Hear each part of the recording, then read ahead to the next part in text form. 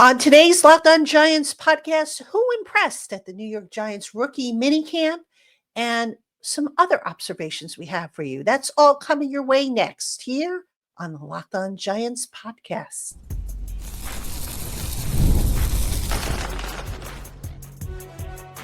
You are Locked On Giants, your daily New York Giants podcast, part of the Locked On Podcast Network, your team every day.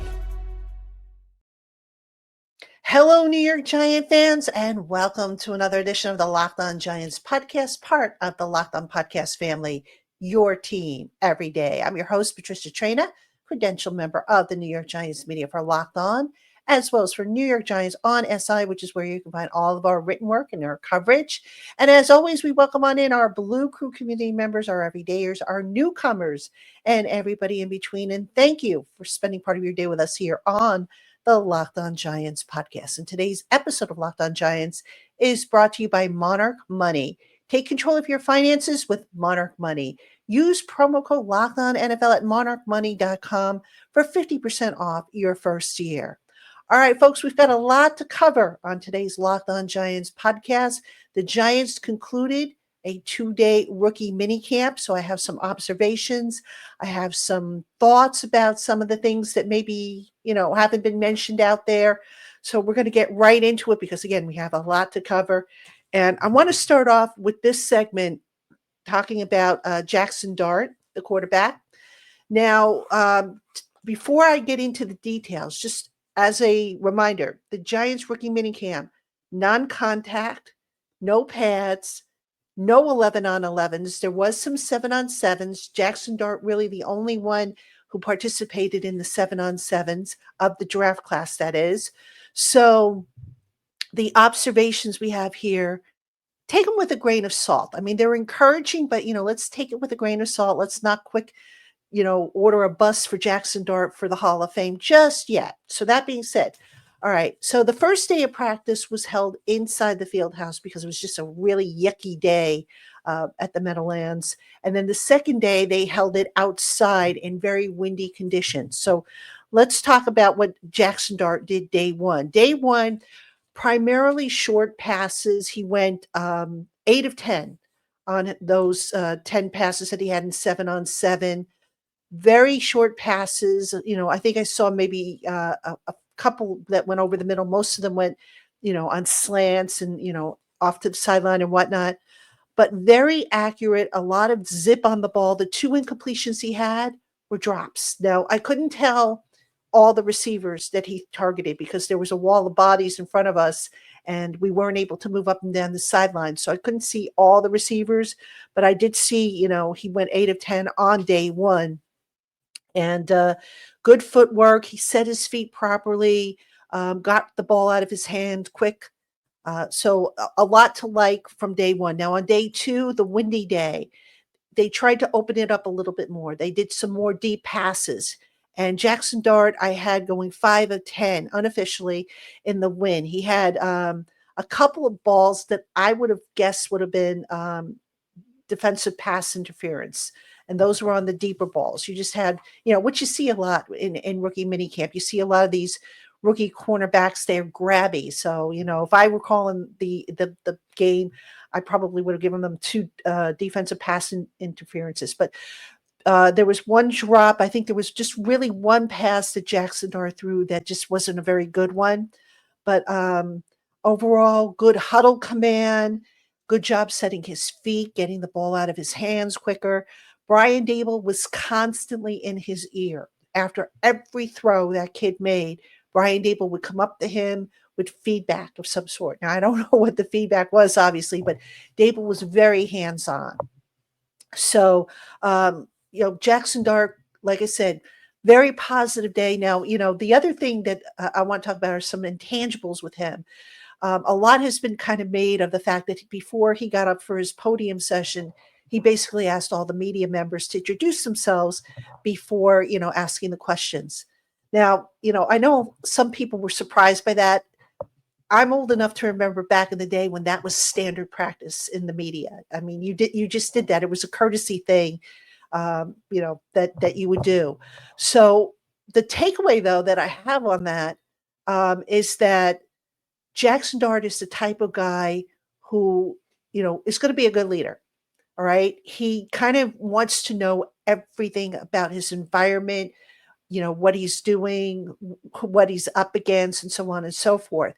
And that was also made evident by the fact that, he told a story about how after Thursday night, when the rookies had reported for their initial orientation meeting, they're going back on the bus to the hotel where they're all being, housed. And he was going over, the script for the next day's practice with them. All right. So that's leadership. That really, was like, yay, that's what you want to see from your potential franchise quarterback. Now, we need to temper our expectations because, I posted this on my X account. I said, back in the day when Eli Manning first came, he was awful.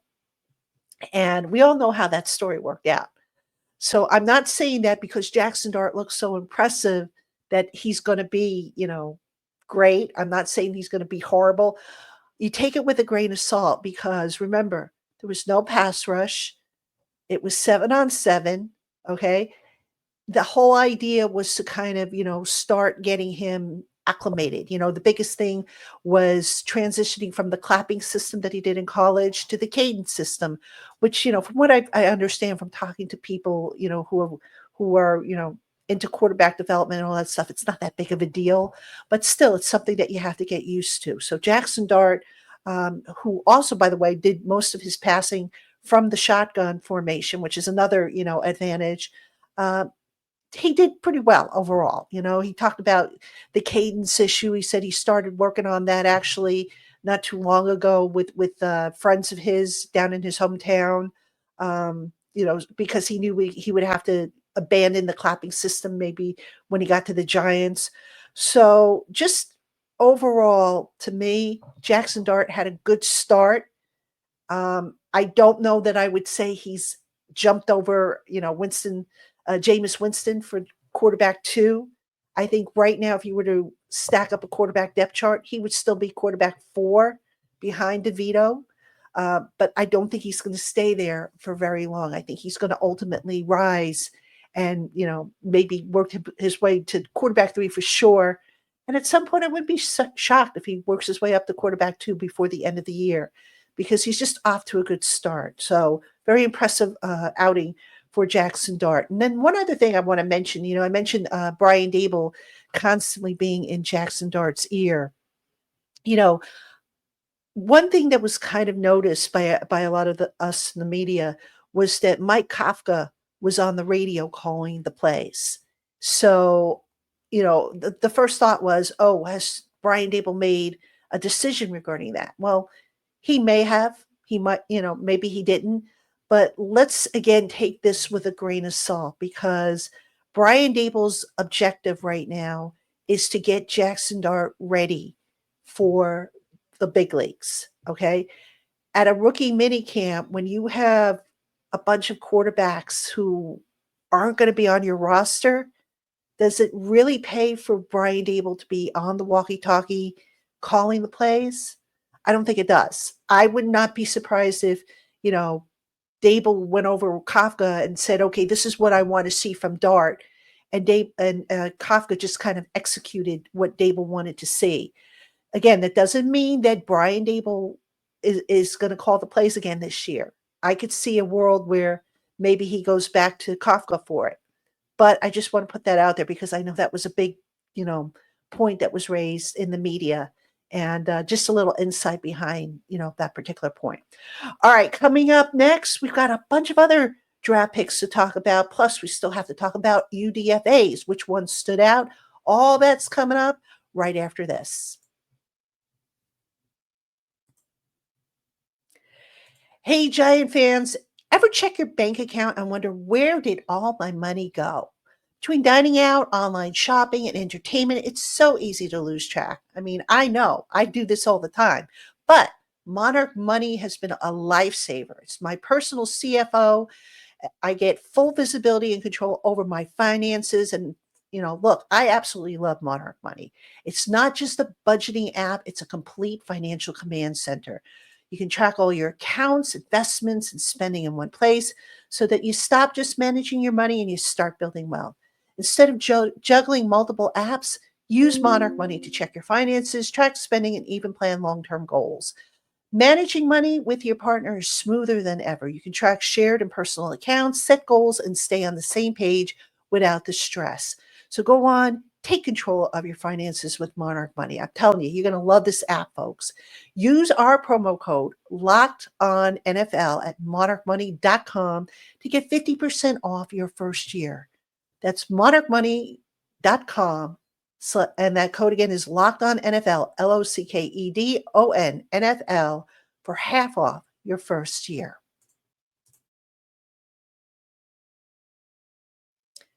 All right, Giant fans, welcome back to the Locked On Giants podcast. I'm your host, Patricia Traina, and we're still 5 days a week here at the Locked On Giants podcast. We've got so much to cover this week. We've got guests coming up, and, I'll probably have more to say about the rookie minicamp if I don't get everything in on this show. But basically, I want to go over, the standouts and whatnot. But let's get into some of the other draft picks. Abdul Carter, Darius Alexander, Thomas Fedone, Cam Skattebo, Corey Black. I'll start off with Carter. Carter is all business, folks. Love him. Love that he's all business. He's serious. He's humble. But you know what? Watching him in the practices, you could also tell he was having some fun because, during the warm-ups, he was doing a little dancing. I was kind of surprised because I even saw him along with Thomas Fedone, second, and Cam Skattebo. They were working on special teams on the punt block on or kickoff, not kickoff, I'm sorry, punt block and field goal block. So they were learning some techniques there while the rest of the team was doing special teams drills. So that was nice to see because, you never know. You would think like, okay, with a first round pick, you probably wouldn't put them on special teams, but these are guys that wanted to learn. So they were working with special teams coach or coordinator, I should say, Michael Gabriel on these techniques, and he was showing them, and they kept doing it, running the reps and just looking pretty good at it. But, Carter, he moved around a little bit in the drills that he was doing, but mostly worked at outside linebacker. That's where he's probably going to start. Eventually, they'll probably move him inside, but he is going to be an outside linebacker. Now, the thing that stood out about Carter, obviously, quick feet during the drills. And, oh, by the way, remember that stress reaction that he had that popped up during the combine and it was a concern? No sign of that whatsoever. How do I know? Because he was doing a drill which necessitated stomping his feet on the ground, and he was doing that on the grass field on day 2. If he had an issue with that foot, there's no way they would have allowed him to stamp his feet and go through that drill. Just no way whatsoever. So that was very encouraging. Again, very businesslike, tall guy. I think he's going to be a good one. Not a whole lot as far as seeing them rush the passer, but just watching him work through, the cones and working against the tackling dummy. There was a lot to like there. So we'll see how that translates, obviously, against live beings, but certainly an encouraging look there. All right, Darius Alexander. Let's talk about him, the 3rd round pick. Big guy, very tall. But what stood out about Darius Alexander to me was his agility, his size, his length. He has cat-like reflexes, which almost remind me a little bit of Leonard Williams when he was here. Leonard Williams was just so quick that before you had a time to even catch your breath, Leonard Williams was often in your face or past you for that matter. Darius Alexander is wearing number 91, which of course was worn by Jaxson Dart. No coincidence there, I would think. Jaxson Dart, as y'all probably remember, very versatile defensive lineman. He was a defensive end, but on passing downs, he lined up inside. I think Darius Alexander is going to be a similar type of player where you will see him line up both inside and outside on the end there. So, just a lot to like there. Again, they didn't really do, they didn't do any 11 on 11. So, we can't really see the pass rush and how he does against, the run until we get to training camp and the pads go on. But Darius Alexander in the individual drills probably, I would say, flawless. There was very little that you saw that made you say, "Uh-oh, that's not good." The quick feet, the agility, the ability to, to use his hands, something that I know he has said that he'd like to improve upon. But I really like what I saw, what little I saw, I should say, of Darius Alexander in the drills. All right, let's talk Cam Skattebo. I told you I was going to love this guy, and I do. I just love his attitude. It's interesting. Cam Skattebo, to me, I think he's listed as 5'10", but and not that this is a big deal, but I think he's a little shorter than 5'10". But that being said, he's very thick in his body buildup, thick thighs, thick neck, very muscular.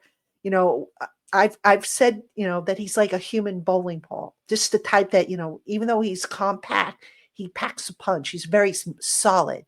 Cam Skattebo, um, the thing that stood out about him to me were his hands, just a good receiver out of the backfield. He, you know, I think maybe he has a future or an immediate future as a third down back because, again, he's a big guy in terms of, his body mass, not in terms of height, but his body mass. So if he can pass block, which, he didn't do such a horrible job of in college, but, the pros obviously it's a little bit different. But if he could pass block, he could potentially be the third down back to start in his career. Now, I know a lot of you are saying, well, he should be the 1-2 punch with Tyrone Tracy. I think that's going to come down the line, but to start, you're going to probably see Devin Singletary as the 1-2 punch with Tyrone Tracy. But it won't be long, I think, before Cam Skattebo takes over that role. The thing I liked about Skattebo, besides, what we saw on the field from the drills, very humbled. He gave an answer about to a question, why does he still play with a chip on his shoulder? And he says, what have I done? He says, how many snaps have I played in the NFL? He's like, I've done none. So I still have to prove myself. I proved myself in college. This is the NFL. I've got to prove myself. And I thought that was a very mature answer because a lot of times you see rookies, they come in and they think they're, because they were the big man on campus in college, that now, the higher they are in the draft order, the bigger they are. No, not from Cam Skattebo. So I really like that about him. There's a degree of humility, very intelligent young man, and I think he's going to do some great things for the Giants' offensive backfield. So, and by the way, he also said he loves to run over defensive linemen. So, gotta love that. I mean, that's a throwback. That's clearly a blue collar throwback type of player that you don't see very often these days in the NFL. All right, Marcus Bowe. Again, no offensive line versus defensive line drills, but there was one install in particular. It was kind of like, a walkthrough pace, if you will. And Marcus Bowe lined up at the right tackle spot. Now, Marcus Bowe told everybody, look, I'm willing to learn all the positions, including center. I think his future lies in the interior. But right now, they are working him at tackle. Maybe they envision him as a potential replacement for Jermaine Illuminor, who, is the starting right tackle this year, but is also in the final year of his contract. So maybe Marcus Bowe becomes the starting right tackle of the future. Who knows? But he's tall enough to where I think he can handle the tackle spot at the NFL level. But some have said that he's probably going to be more of an interior offensive lineman, but so we'll see on that. But good athleticism through his drills, good pad level. There's a drill where they kind of have to duck under like a very like almost like a limbo type of stick, but it's more of like a tent, and you have to bend down and you have to get underneath. And if you touch it, that means your pad level is rising. Well, he didn't have that problem from what I could see, so very impressed there. All right, tight end Thomas Fidone II. Again, I mentioned it earlier. He worked with Cam Skattebo and Abdul Carter on special teams on the punt block team. Fidone, I think there's a future for him maybe as an H-back. I don't know if he has the size to necessarily be an inline tight end. He's kind of on the thin side. He's got good height, but, he's kind of thin. He needs to bulk up a little bit. So I could maybe see him potentially being a practice squatter right now. Get him into the weight room, let him add a little bit more bulk. But I think his future, just based on the fact that, his movement, the fact that he showed some good hands, I think he could be an H-back for this team moving forward. And then finally, we'll talk about Corey Black, the cornerback. I think he might also be special teams. Just, it's early, and these are very early projections. I realize that. But Corey Black, very, enthusiastic, very quick, a quick learner. Got a lot of praise from the coaches during his drills that he did. But I don't know, just based on the depth that they have right now, maybe if Cordell Flott is not brought back next year, maybe, Corey Black, there'll be a spot for him there. But I don't know how much of a spot there's going to be for him. Special teams is going to be very, very competitive this year. So you would think like, Fedoni and Black, that they would be automatics for special teams. I don't know if that's going to necessarily be the case, but look, they're going to compete. Maybe they win, but the Giants added a lot of guys on special teams this year. So there's no shame in landing on the practice squad to refine your skills and, get better at what you're doing. So, that's kind of how I see it. But it's early. It's 2 days of rookie mini camp. You can't really, jobs are not won or lost in 2 days of rookie mini camp. So that's how I kind of look at it. But anyway, all right. Coming up next, some final thoughts and which undrafted free agents stood out. That'll be right after this.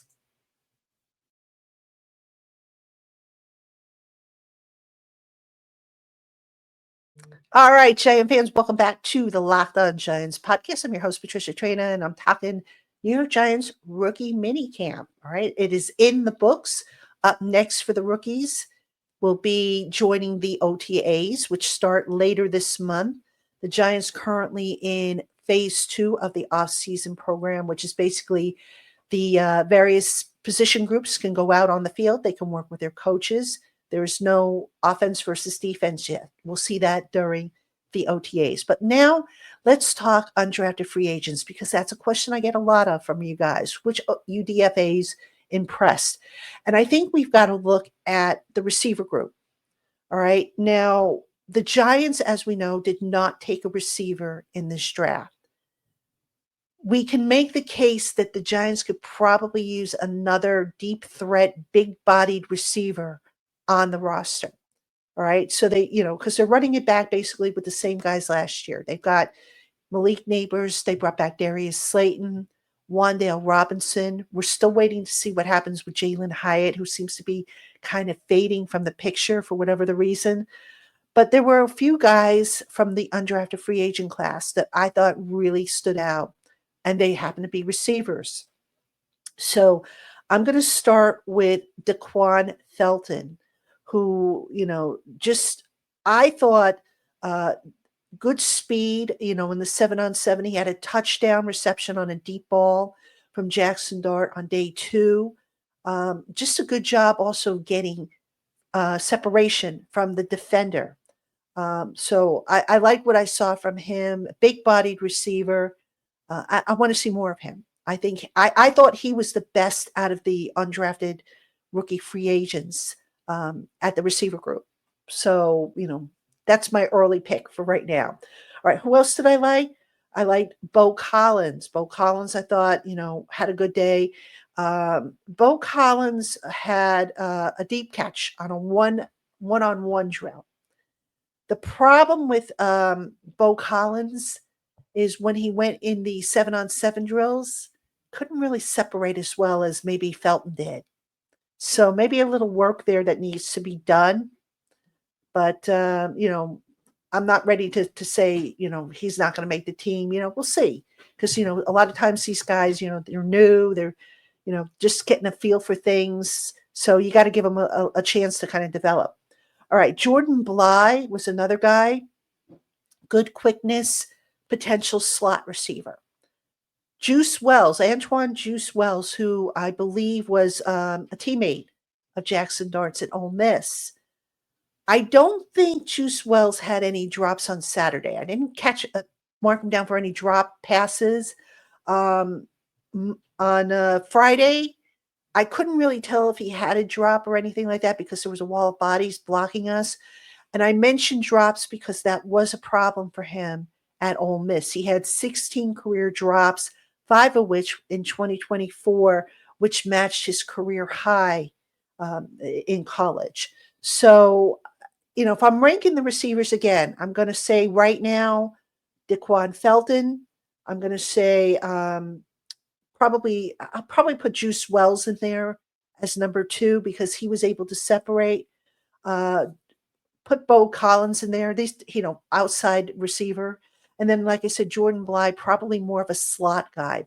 So, the wide receiver position in training camp this year, it's going to be very, very competitive because, again, they brought in a ton of receivers. And in fact, the Giants, they released a veteran receiver they had signed a couple months ago, Lil Jordan Humphrey. So that's a good, a sign that maybe, some of these young guys impressed where the coaching staff wants to take a little bit more of a look at them and to see what they bring to the table. Okay. One final thought about the rookie camp. Again, overall, I thought it was a solid camp. Now, the coaches, they're obviously going to find mistakes that were made, and that's to be expected, but there was a lot of talent brought in. And I would say on the whole, as compared to maybe past rookie camps, whereas you would watch it and you would automatically know, hey, that these are just guys that are in here so that they have enough guys to run drills. There's some significant competition here that is going to develop in training camp once we get there in late July, early August. So, the roster, it's far from being set, obviously. You don't want to make too many concrete conclusions because, again, they weren't any 11 on 11 drills, no pads or anything like that. But overall, I think, this draft class by Joe Shane, I think this is another solid one. The undrafted free agents, I think there are some intriguing guys in there. And, again, we'll take a look at some of the other guys once we get to the OTA practices. We'll be able to see a little bit more against maybe some 11 on 11 drills. So I'll be able to give you, more insight on that. But I would say overall, folks, team's headed in the right direction. At least, that's my early feeling. That's me being optimistic. But of course, we will see. There's still so much more that needs to come. And of course, we'll find out if Brian Dable still is going to call the plays or if it's going to be Mike Kafka. We're going to find out, how Shane Bowman's going to deploy Darius Alexander and how's he going to get, Abdul Carter on the field at the same time with Kayvon Thibodeau and Brian Burns. So many questions that still need to be answered. We'll probably get some of those answers as we get through the spring, the OTAs, and the full team minicamp that is coming up next month. And of course, we at the Locked On Giants podcast will bring you all of that and then some. So make sure you keep it here. And that's going to do it for this edition of Locked On Giants. Giant fans, thank you so much for spending part of your day with us here on the Locked On Giants podcast. And I'll see you again tomorrow.